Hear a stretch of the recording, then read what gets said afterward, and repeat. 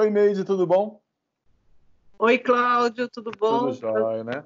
Prazer. Então, querida, é o seguinte, esse papo nosso aqui está aparecendo num vídeo que eu estou fazendo sobre folhas, sobre as punk, sobre o papel de emancipação. Me conta um pouco da tua história aí, como é que punk aparece na tua vida, né? Eu sei que é desde o útero, né? Mas vamos lá, conta aí. Então, depois, né, graças ao nosso amigo Valdeli, que ganhou esse, né, Esse nome, né? A gente nem mas chamava assim, né? não, a gente chamava de Planta, verduras, de é, plantas. É, mato de eu comer, né? mato de comer, né? É, na verdade, nem chamava de mato, assim, era na casa dos meus avós, eles moravam em sítio. E eram as verduras que nasciam espontaneamente. Ah, vai lá pegar uma verdura, vai pegar uma serralha, vai pegar um meirão, que nascia no meio do cafezal, na roça, sempre tinha, né? Caruru. Caruru, e a gente ia pegar, assim, era comum, né? Você ter essas verduras. Então, o que vai ter de verdura? Era uma coisa muito presente na minha família, sempre foi. O que Isso vai você ter de morava verdura? onde? Você morava onde Eu, nessa época? eu nasci na periferia de São Paulo, na É, Brasilândia. na E Brasilândia. eu nasci, mas meus pais são da roça. Então, eu, nas férias, né, qualquer época que tinha uma folga, a gente ia para o sítio dos meus pais, dos meus avós, que era no Paraná. Uhum. E Ah, era pra cá, pra esse lado? era no norte do Paraná. No norte. Maringá, Campo É, Mourão, esses lados aí. certo, certo. E a gente, quando eu chegava no. Eu tinha uma ansiedade tão grande de chegar no sítio dos meus avós, que quando parava em Maringá, que era uma parada estratégia na casa de tios, eu ficava berrando no carro.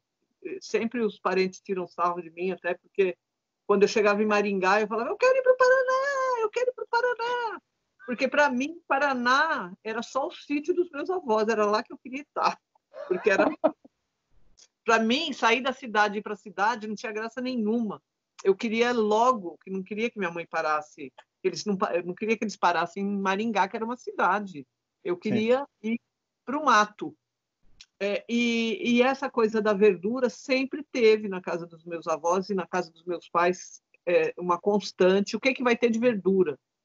Tem o arroz, tem o feijão, comida bem tradicional, mas sempre vai ter uma verdura. Pode ter uma abobrinha refogada, pode ter um chuchu refogado, mas tem que ter a verdura como salada. E quando tem a verdura, quando tinha a verdura refogada, a salada tinha o legume. Então, se a salada era um chuchu cozido, era uma salada de quiabo ou abóbora, aí a verdura era refogada. E essa É. verdura podia ser um caruru, podia ser uma. Tinha muito serralhe, minha avó usava muito serralhe. Sim. E aí eu tento manter assim, esse hábito, embora sempre tenha uma verdura e às vezes nem sempre eu tenho tempo para fazer uma verdura refogada, fazer uma Certo. coisa com a verdura, fazer essas comidas lindas que vocês têm aí na casa da videira. Nem sempre é assim, às vezes eu tenho que fazer, sabe, refogo no azeite e alho, boto a verdura ali e tá pronto. E pico uma salada, uma verdura e vai para a mesa.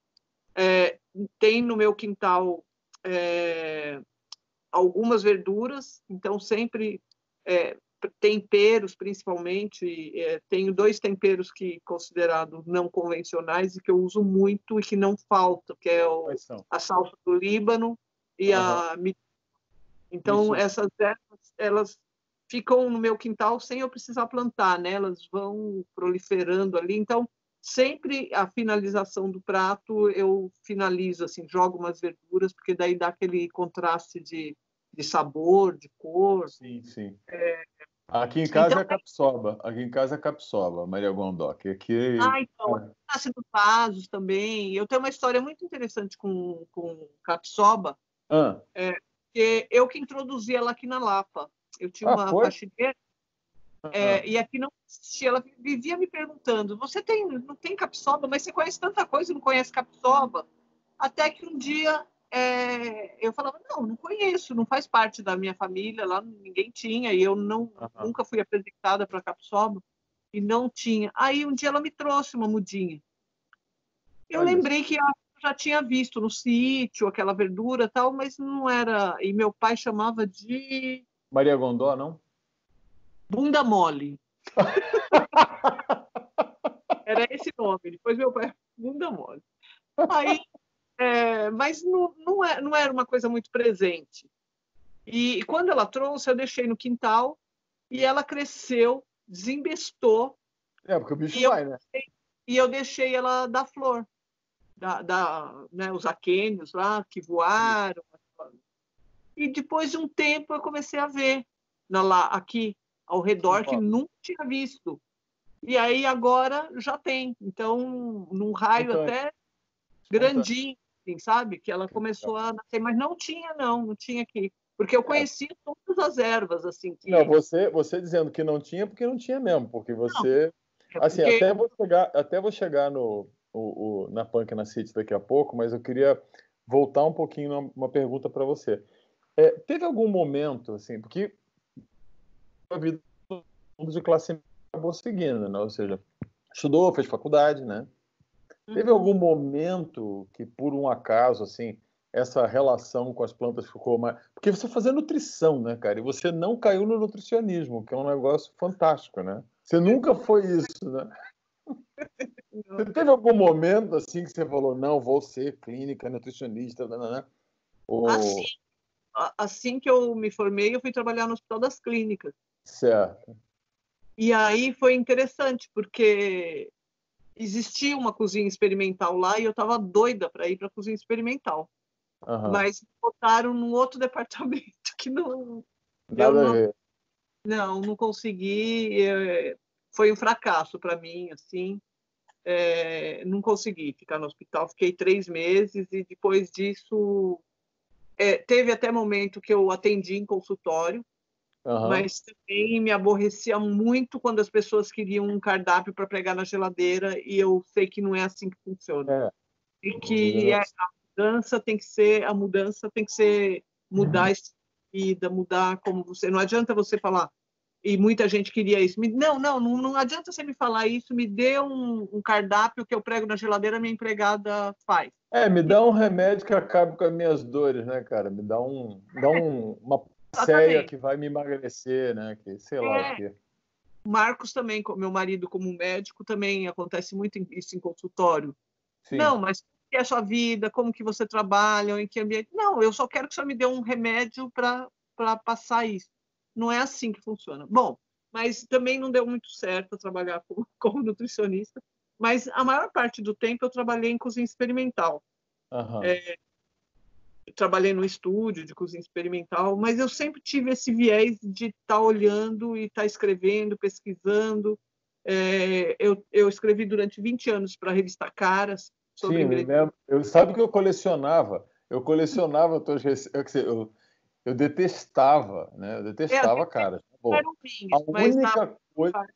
Eu gostava muito daquela outra revista Bundas, né? Eu gostava dessa. Eu tenho um exemplar da Bundas muito bom. Que tinha até uma frase do Milor que eu achava ótima, né? Quem mostra bunda em caras não mostra cara em bundas, né? Exatamente. E a parte de comida, uma vez apareceu uma parte de comida, sorte que eu não fiquei com uma parte dessa, mas era assim, arroz, feijão e zoião. Era a gastronomia. Mas aí o que acontece? Eu tinha consultório, né? Então acabava que no consultório tinha, né? Acabava rolando umas caras. Sabe que eu chegava quando alguém trazia, porque eu não comprava e tal, mas onde eu podia, eu roubava muito as tuas receitas. Eu tinha um pacote de plástico, eu não te conhecia, a gente nem se conhecia, nem nada. Eu tinha um pacote de plástico, assim, cheio de folha. Eu nem imaginava que a gente se conhecia, ficar amigo e tal. Mas onde eu ia? Eu ia no consultório dos outros, eu chegava cara no meu consultório, eu arrancava aquela última página, né? Eu arrancava aquele trecho, que era a única coisa que tinha de fantástico ali. E essa é uma pergunta, assim, porque assim, você começou a ser muito mais conhecido como culinarista, ou sei lá como é que te chama, né? Como cozinheira, como sei lá o que falam de você. Devem ter mil fantasias, né, sobre quem você é. Mas as punk foram cada vez ocupando mais espaço, né? E isso te tornou assim, uma pessoa que você conhece, né? Você não é uma figura. Que eu tenho assim, tem umas figuras que cozinham com punk que parece que descobriram ontem, né? E são os reis da cocada preta, branca e amarela. Eu morro de rir, né? E você não, você conhece botânica, você conhece identificação botânica, você manja da parada, mas isso trouxe, né? Acho que assim, essas plantas que ninguém. Eu gosto muito do nome que o Nuno dá quando ele fala de plantas negligenciadas. Eu gosto Sim. de. As punk, acho que é uma excelente maneira. Ele também estava mexendo num artigo essa semana e a gente estava conversando. Melhorou a luz um pouquinho aí, né? Tá meio. E aí ele estava falando, né, como que em português funciona, né? Elas são plantas que estão numa espécie de anonimato, né? Uhum. Uma espécie de anonimato e estão fora do radar. Uhum. E aí em inglês tem uma palavra muito interessante para você falar do nosso conceito de anonimato, que é obscuridade, né? Que é assim, alguma coisa que poucas pessoas conhecem, que está ali em algum canto, está obscuro, né? Porque tirar do anonimato é dar um nome. A gente não necessariamente não faz isso. Você não pegou uma planta e descobriu ela. O Valdeli é o único de nós aí que pode fazer isso, né? Que é o cara que tem a expertise para nome, né? Nós outros a gente tira da obscuridade, né? A gente tira do canto da calçada, tira da beira do muro. Olha, isso aqui é de comer. Como é que começou isso da tua relação com as pessoas? Que eu estou terminando aqui também, não vou ficar tomando teu tempo mais do que eu prometi que ia tomar. Como é que foi? Porque teve uma hora que você começou a tirar isso do teu conhecimento, do teu uso, e começou a falar com as pessoas. Olha, isso aqui é de comer, né? Sim. Como é que foi isso? Como é que foi isso? Eu acho que eu comecei no blog, né, em 2006, que eu pensei em conceber o blog. O Come-se, né? O Come-se. Eu pensei em falar das coisas que meus pais conheciam, de que eu conheci no meu quintal quando eu nasci, né, quando eu morei na Brasilândia, que os vizinhos plantavam coisas. E eu percebia que não, essas coisas, essas espécies não eram conhecidas. Nem, né, o fato de eu ter feito nutrição, eu pude ver quando se falava de comida, não se falavam dessas comidas, né, que eu conhecia. Eu falava, bom, então eu posso escrever num blog, não na revista Caras, porque na Caras sempre tinha essa coisa, não é encontrado no Rio, em São Paulo, então não é, né? Não vamos abordar. Então as pessoas não têm onde comprar, então não adianta falar. E aí eu quis fazer o blog para isso, para mostrar que eu poderia escrever sobre qualquer coisa, que não tinha editor, não tinha audiência, não estava preocupada em ganhar dinheiro, não estava preocupada. Então escrevia, sei lá, sobre jiquiri, que era uma verdura que minha mãe comia quando era criança. E ela falava esse jiquiri. E aí fui pesquisar no sítio onde eles voltaram para o sítio, né? Depois apareceu o jiquiri lá, e aí eu finalmente fui conhecer o jiquiri, escrevi sobre o jiquiri. E falei, bom, ninguém vai... E não existia bibliografia a respeito sobre o jiquiri, você não encontrava nos verbetes, nada. E quando eu escrevi sobre isso, achei alguma coisa sobre o jiquiri. Quando eu escrevi, assim, apareceram várias pessoas que, nossa, minha mãe comia, nossa, minha mãe está louca para ter, eu quero. Teve 2 pessoas que foram até Curitiba buscar a muda de jiquiri, né? São José dos Pinhais buscar muda de jiquiri com a minha mãe. E era uma coisa que, né, fala, poxa, alguém conhecia jiquiri. Bom, teve quando o blog já estava consolidado, assim, teve um dia que foi uma comemoração do 10 de dezembro, que se comemora o Dia da Terra pelo Slow Food. Sim. E aí eu fiquei pensando, o que eu poderia fazer assim, para comemorar?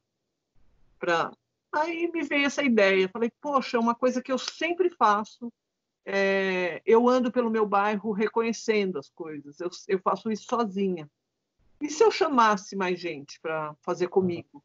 Porque é uma coisa bem interessante. eu conheço o meu bairro é minha aldeia, né? Eu conheço Sim. cada cantinho, pelo menos, né, ao meu redor, assim, eu sei onde tem as coisas, E que nós é estamos falando de São Paulo, capital, né? Nós estamos falando da roça, não, né? São Paulo, tá lá. Então, eu sei a época do ano que vai nascer o mentruz rasteiro, eu sei mais ou menos onde ele ocorre, porque vai caindo sementinha e fica por ali. Então, eu poderia fazer isso, chamar mais gente, fazer uma celebração do Dia da Terra, né? Terra Madre Day. E aí eu fiz isso, convoquei pelo blog mesmo, e umas 10 pessoas, entre amigos e pessoas que eu não conhecia, toparam, e a gente passou o dia junto, assim, de coletar, e voltamos com 2 cestas enormes, cheias, e todo mundo limpando, inventando coisas, e foi lindo, assim, esse dia. E aí eu fiz mais uma vez isso, e aí ficavam me cobrando, assim, poxa, por que você não faz mais Aí isso? virou, aí virou um programa, como a gente estava falando, que você hoje faz ele profissionalmente, né? As pessoas te Profissionalmente. contratam. Porque era uma época, inclusive, que quando eu resolvi fazer isso, falei, poxa, eu faço muita coisa, mas eu não sou boa para ganhar dinheiro.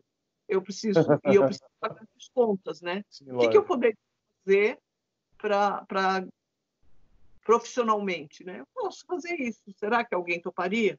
Aí eu fiz essa pergunta, será que alguém toparia? Fiz no Instagram, já tinha Instagram. Sim. E aí, para minha surpresa, sim, muitas pessoas quiseram e eu me comprometi a fazer pelo menos um por mês. E E como é que aí, funciona? Como é que funciona o Punk na City? Você junta o grupo e sai andando. junto um grupo, a gente fica aqui em casa, ainda tem uma introdução sobre punk, o que é, e falo dessas plantas, né, que nascem espontaneamente e pela cidade. E aí a gente sai, anda umas 3 horas por aí, volta e tem um almoço que eu já pré-preparei Sim, com essas coisas que provavelmente a gente ia encontrar pelo caminho. E certo, outras punks também, outras coisas que eu trouxe do sítio, ou que eu certo. tenho no canal. Então, É faço um dia, é um. um dia, é um dia super legal, né? Ah, Fazer isso na cidade, em São Paulo, eu é, acho elas barato. ficam encantadas porque fala, poxa, São Paulo, né? E eu tenho a sorte de morar num bairro que é bem arborizado, né? É pouco Sim, sim. aproveitado. Lindo. Podia ser É. melhor aproveitado, né? Mas tem muita coisa nascendo nas calçadas, nas festas, Ah, em e, todos os assim, eu gravei uma entrevista aqui com o pessoal, né? Até terminava assim, olha, se você não souber o que fazer com punk, procure numa calçada perto de você, né? Sempre tá lá, sempre tá lá. Bom, assim, vamos Exatamente. terminar. Eu queria te fazer Uhum. duas perguntas em cima do que você acabou de falar. Eu acho que a gente sofre agora, a gente está aí com plena Covid, aqui no Paraná nós estamos sofrendo uma seca histórica, né? Que nunca houve, é uma seca horrorosa. É a pior seca dos últimos 50 anos, então é gravíssima a situação. E a gente está com uma nutrição cada vez mais dependente, uma alimentação e a comida de 4, 5 commodities, né? E onde tudo hoje, inclusive, corre o problema de ter seu preço determinado em Nova York, né? Ou seja, você vai comprar um café, vai comprar um arroz, trigo, batata, isso é regulado por bolsa, né? E existem coisas que o dinheiro não tem capacidade de comprar, né? Uhum. Não tem. Eu acho que, inclusive, eu sou uma pessoa bastante crítica dessa coisa de tentar criar mercado para punk. Eu acho uma bobagem, né? Eu acho que é o contrário. A gente tem que revalorizar, né? Porque o que tem valor não tem preço, né? Uhum. A gente não pode ficar confundindo, né? Essa coisa. E você falou, puxa, na revista onde eu trabalhava, né? E depois eu vou editar aqui para não botar o nome da revista, tá? Na Uhum. revista que eu trabalhava, o que não se pode comprar no Rio ou em São Paulo não é, né? E na Uhum. verdade esse não é se resume Deixar, a não, hein? Você pode deixar o nome da revista, acho que não tem tá? problema nenhum. Mas assim, o que não é, né? Se resume a não mais do que 20 coisas, num universo de 10 mil, né? Uhum. E você falou isso, né? Aquilo que alimenta é aquilo que não se compra, no fim das contas, né? Aquilo que está além da capacidade de compra. E o pessoal vem aqui a gente dá, né? Porque você falou assim, cara, eu não vou te vender porque isso não tem preço, né? Queria que você comentasse um pouco sobre isso e como é que você conecta isso com liberdade. Como é que você se sente com relação à liberdade que isso te dá na vida? Em vários aspectos, né? Liberdade de emprego, liberdade de trabalho, liberdade de vida, liberdade de comida. Me fala um pouco, só para terminar, 1 minutinho, 2 minutinhos, quando você quiser. Né? Como é que você conecta isso? Eu acho que a gente não pode ser refém da indústria alimentícia, só isso. E é o conhecimento que nos traz essa autonomia, né? Você aprender com quem sabe, conversar sobre isso, praticar, né? Voltar a ter essa conexão com a natureza e não deixar, eu só vou comprar o que tem à venda, né? Eu só vou comer o que tem para comprar. Né? Você tem a terra aí à sua disposição, brotando, germinando coisas a todo momento e que só precisa a gente ter um pouquinho de conhecimento. E hoje esse conhecimento pode chegar de várias formas, né? Pode chegar através das pessoas que você conhece, da sua família, que comia tal coisa e não come mais, mas quem são esses, quais são essas espécies, né? Elas estão aí ainda, por que não se come mais? Porque está associada à pobreza, como que se preparava? Eu acho que tem livros, tem sites, tem vídeos, né? Como o seu canal. Então, assim, a gente pode buscar se reconectar, ainda que não, né, não tenha nos oferecido essa oportunidade, mas ir em busca e olhar para o alimento de uma forma mais generosa, né, e agradecida, de você falar, né, que essa semana a gente chegou uma couve-flor com a folha. Você fala, gente, que maravilha que essa folha, né, da couve-flor, que na feira só tem a couve-flor. Com a cabeça. A flor. Então devia vender a flor, vende flor. Mas é couve-flor, é uma couve. Por quê que era tanto espanto quando você fala que vai usar a folha da beterraba, a folha da cenoura? Então, né, vai além dos não convencionais, né? Você tem as próprias convencionais que já são negligenciadas, são desperdiçadas, né? Então, o fato de você comprar uma cenoura e vir com um maço, no mínimo eu já tenho mistura para 2 dias. Com toda certeza. Né? Isso me dá autonomia, né? O fato de eu ter no meu quintal, eu ter salsa do Líbano, mitsuba, ter ora pronobis, isso me dá autonomia de não precisar ir ao mercado, né? Gastar combustível, né? de comprar uma verdura que vem não sei da onde, não sei como que foi cultivada. Então, não dá para a gente viver, né, numa realidade que você consiga tudo, você produzir tudo, ser autossuficiente. Não, isso é bobagem, né? Numa sociedade contemporânea, a gente depende da troca, ainda mais se você mora em cidade, você tem outras coisas para fazer, além de ficar só produzindo alimento. E acho que esse mito, né, o Neide, é uma coisa que a gente tem batido muito, que é o mito da autossuficiência. Tem muita garotada jovem, eu termino aí terminar esse papo agora, né, porque eu já tomei muito do seu tempo, eu sei que você está cansado, você trabalhou hoje e tal. Uma coisa que me choca muito é ver a garotada mesmo, né, 20 e poucos anos e tal, doida para fazer um negócio legal, e com essa idealização louca que vem do capitalismo, no fim das contas, que é da autossuficiência. E nenhum de nós jamais vai ser. Aliás, a nossa espécie nunca foi. Nós somos completamente codependentes, né, um do outro. E essa coisa, se você tem no seu quintal, se eu tenho no meu quintal, se o outro ali tem no teu quintal, a gente começa a ter redes de troca tão interessantes que aí sim vão independizando a gente, né, vão tornando a gente um pouco mais livre. Mas é o seguinte, Neide, olha, eu acho que você tem que almoçar. Você vê que pelo horário que você está com luz acesa, você não almoçou até agora. Né? Eu queria te agradecer muito, tá? Isso aqui vai fazer parte de um episódio. Eu vou tirar um pedacinho disso aqui, vou deixar essa gravação nossa, eu vou deixar no meu canal particular lá, né? Mas eu vou botar um pedacinho no episódio para chamar as pessoas. Eu vou recomendar o Come-se, está funcionando ainda, né? O blog normal. Então vou botar o Come-se. Tem alguma outra coisa que você acha que seria legal teu aí das pessoas visitarem?